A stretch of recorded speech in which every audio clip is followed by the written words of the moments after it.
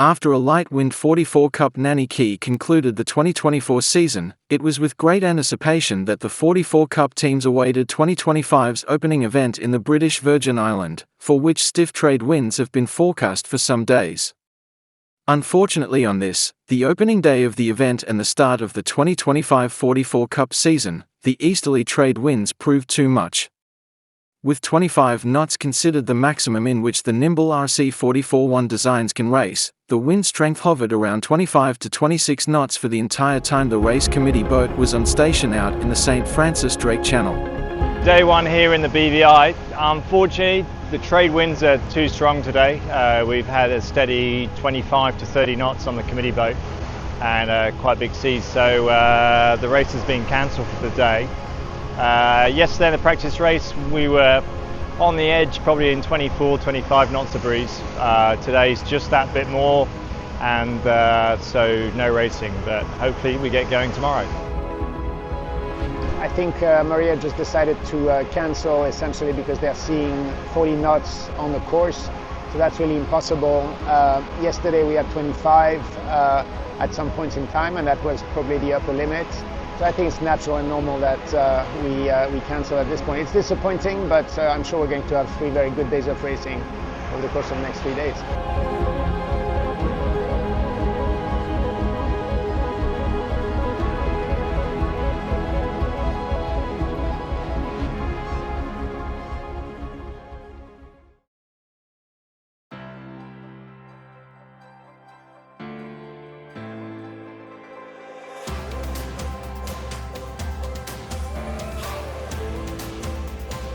This is the weekly Global Sailing Hoghlights show, The World on Water, February 21st, 2025.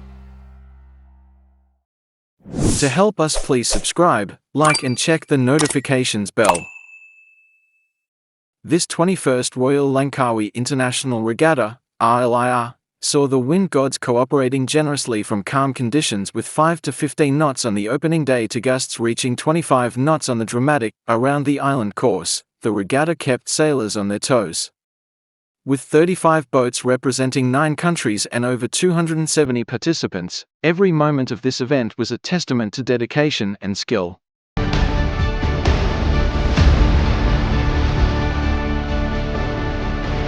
Feeling is exciting.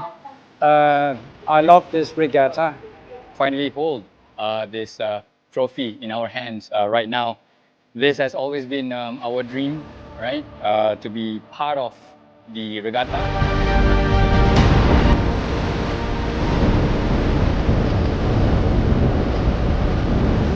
The racing class, the level of competition is high. There are many very experienced sailors from all kind of levels, Olympic, America's Cup, involved.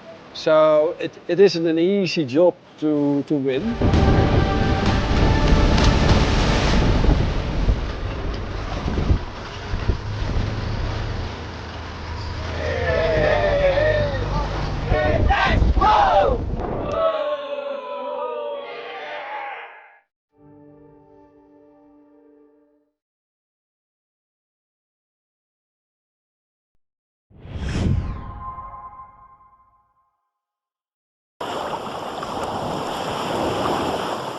With no wind for the final day of the Sun Hung Kai and Company, Hong Kong Race Week 2025, the championships were awarded in accordance to the previous day's results.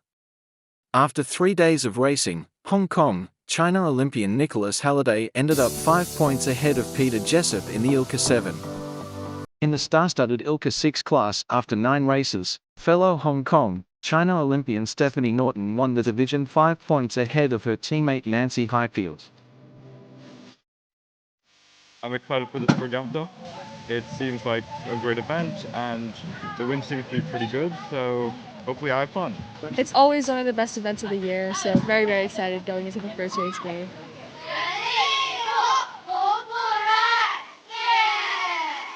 So I'm racing at Thursday, meant to be quite windy. This should be quite exciting. I'm hoping for maybe top 5 or top 3. Other than that, I'm not expecting too much.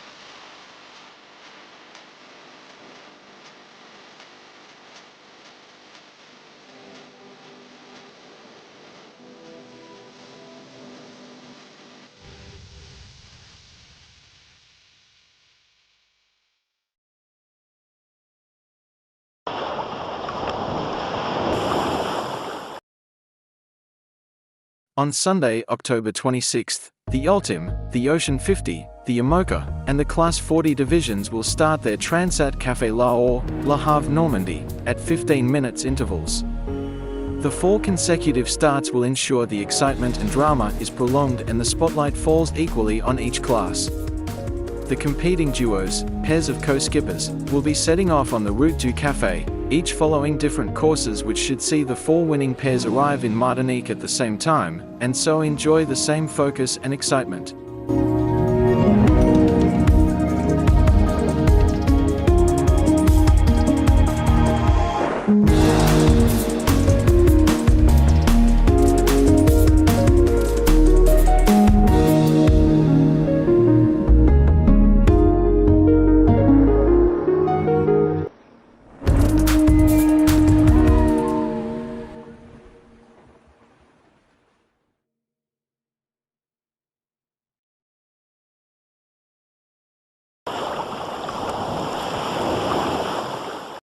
A first for the Royal Prince Alfred Yacht Club hosted Panteneous Pittwater Regatta was the Australian Sports Boat Championship and the Sydney 38, One Design, New South Wales Championships. The final 3 races were inshore windward leewards. New champions were crowned in the New South Wales ORC, Australian Sports Boat, and the Sydney 38, One Design, New South Wales Championships, on the final day of the Panteneous Pittwater Regatta, while prizes were awarded to winners in the Super 40s, Pittwater Cup Series, and Grand Soleil Yachts Cup. 3 offshore windward, leewards, and having led Division 1 into the day, Gary Gudmundsson's organised chaos kept the momentum, and 2 wins and third guaranteed a 12.5-point victory over Toy Box 2, Ian Box, and the New South Wales champion title. After winning both Division 2 races, Dave Davies, local hero, also kept his eye on the prize and posting a pair of seconds and a win did the trick, making Davies and crew New South Wales champions. Georgia Lee, Craig Suggett, placed second, 7 points adrift of local hero, while Peter Ferrugia's Bullwinkle started and finished in 3rd place. A first for the Royal Prince Alfred Yacht Club hosted Pittwater Regatta was the Australian Sports Boat Championship, and the final 3 races were inshore windward leewards. Conspiracy, owned by David Hudson and Peter Byford, winner of innumerable national and New South Wales championships, came to the fore again, but not without stiff opposition, including newer players. This time, Conspiracy's crew came back with renewed vigour, and 5 bullets from 6 races was the result. The new champions won by 10 points to Stephen Tute and Lisa Callahan's Mondo. Gusto, owned by Colin Gunn and Jack Stenning from Middle Harbour, was placed 3rd. Gunn and Stenning long owned a Sydney 36, but this is their early foray into extremely competitive Sydney 38 One Design racing. Heading to the last race, they were on equal points with Mondo, but Mondo prevailed by 2 points.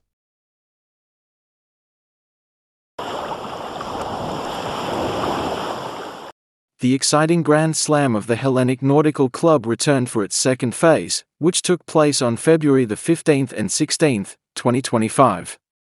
After an impressive first phase in December, the teams are preparing for even more intense duels in match racing. The Grand Slam is the new match racing championship of the Hellenic Nautical Club and the exclusive qualification process for the final of the Hellenic Match Racing Tour 2025. The Hellenic Nautical Club has been cultivating match racing for years through its Spaino's luxury cars, Range Rover Match Racing Centre. These match race events are very special because all the flights are one boat against another, fighting directly, and they're very fast, very technical.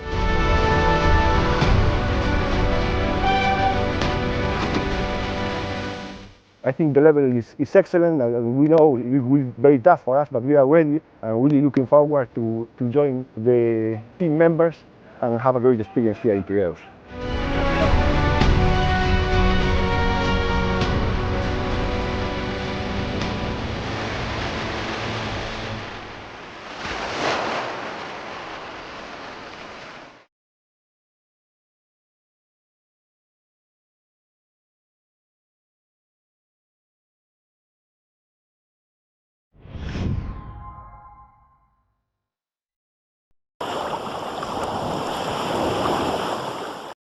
A glimpse on board 19-foot plywood mini-yacht number 2, skippered by Jasmine Harrison of the UK, during the 3,000-mile Globe 580 Transat, from Marina Rubicon Lanzarote to the National Sailing Academy, Antigua. On February 24, 2025, these adventurous sailors will depart Antigua to circumnavigate the world solo in the McIntyre Mini Globe Race 2025. Well, that was a job and a half, just trying to leave. Well, I get to the start line, oh my gosh. I had loads of wind, so I ended up drifting quite far away from the start line, and then suddenly the wind completely dropped and I had nothing. It took me ages and ages to try my hardest to get back, but I'm on my way. Going! I can see Kerry and I think Popeye in front of me, so I'm just going to follow them for a bit. So just had some lunch of an avocado, some Maltesers, just chilling. The wind's picking up a little bit, so I might take the spinnaker down soon, but I've got a big boat over there and I accidentally ran my Starlink for a few hours, and so I'm trying to steal internet from Gran Canaria, which is just over there behind that ship. So I'm just on deck, just brushing my teeth, and I just noticed that I've lost my deck knife. Like, it's gone. It wasn't here, and it was tied on, and it's gone. And that's really sad because that was like my favourite knife. So I might need to get another one in Antigua. That's really annoying. The weather cannot decide what to do today at all. I've had big spinnaker up, I've had jib up, I've had little spinnaker up, little spinnaker's back up again now, and yeah, it's starting, you can tell it's starting to change, and that tonight is going to pick up, and yeah, I'm just going to be on jib pretty much probably from tonight till the end. We'll see. What a night. Oh my god, it won't make up its mind. It keeps sliding everywhere, and you can probably hear it. Like, I barely made any progress. I was going from like 300 degrees to 180 degrees, and it just, oh my god, it's not fun. And I got more bruises from just lying in bed, being thrown from side to side, than I would do if I was just on deck. Not fun. It's very squally. Lots of grey. There we go. I am happy. It's all been going well, making some good progress. Yeah, I'm at the back of the fleet, but I don't mind. It's pretty chilled. Just trying to make steady away, basically. Managed to do 100 miles yesterday, so I'm happy. Yeah, it's good. Yeah, I've seen lots of other boats. I've seen puffer fish, it was dead. I've seen a turtle, that was alive, that was really cool. Yeah, and lots of other boats, lots of other sailing boats.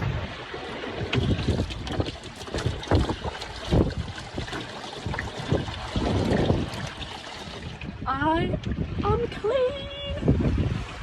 I'm so happy. Nicely washed hair. Now I just need to get to Antigua. Oh my god, so I was just in the cabin, like just finished for the night, and then I just got hit from the side with a massive wave, and I was literally tipped right over. It wouldn't balance, I had to go back on deck. The wind, oh my gosh, I don't know what it was gusting, but it was something stupid, like 50, like, and I could not get the boat back round. There was water pouring over the side onto deck, and I had no steerage. There was absolutely nothing I could do, until finally I backwinded and went the other way, managed to reef. I managed to drop the pole, reef the sail, and then just basically hold on for dear life, and was surfing down the waves at something stupid, some really crazy speeds, and and then suddenly it's just like I was maybe like an hour, and then it just died off completely. So I'm really hopeful that that's it, because that was not fun, and I do not want to be doing that in the middle of the night.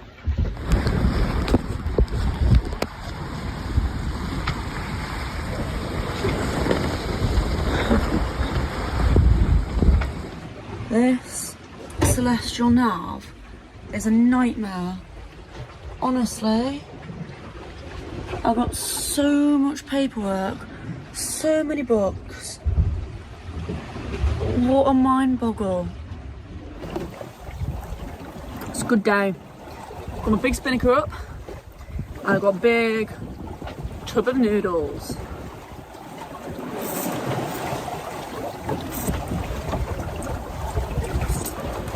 And it's so good.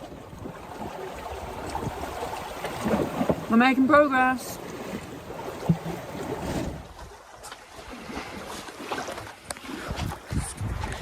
It's a beautiful evening. Like, really nice. And I'm making steady progress. So happy. So it is day 18? 19? Something like that. Autopilot's been doing, sorry, not autopilot, Hydrovane's been doing most of the work all day. Pretty good, been making good progress. Just been chilling, to be honest, and it's been really nice. Tried to use my sextant this morning. What a nightmare. Who, why, what? Why do we have to do that? It's awful. But yeah, it's a good day. So literally, by sticking one leg out of my bed, I can balance the boat and it can right itself. That's how light it is, and what difference. Either that or I've just got really, really heavy legs. Like, still funny. Oh my gosh. It's meant to be 4 days to go today. However, the wind dropped. It's less than 10 knots when should be like 20-25. I've got more capacity in my bloody lungs than I do what the wind's giving me right now. Had to drop the jibs, put up a spinnaker, pulled out the other jib, and just trying to make some miles. Like, oh my gosh, honestly, look. This is what we're working with. And the sea has gone down to like a metre and a half, not even. Maybe see behind me. It's naff. Honestly, it's naff. Why does it always happen just when I'm like, taste land? Like, so annoying. I'm gonna be hand steering all night, I can guarantee it. Unless this picks up slightly, I'm gonna have to, because otherwise I'm gonna drop well below 90 miles for this 24 hours, and then I'll be coming in dark, so all Monday morning, to be honest, but and I don't want that. So I just hope Popeye is the same and it's not just me. I mean, obviously I don't wish there'd be no wind on anybody, but like, I don't want it to just be so frustrating for me. I am so close to Antigua, honestly. That's what we're aiming for.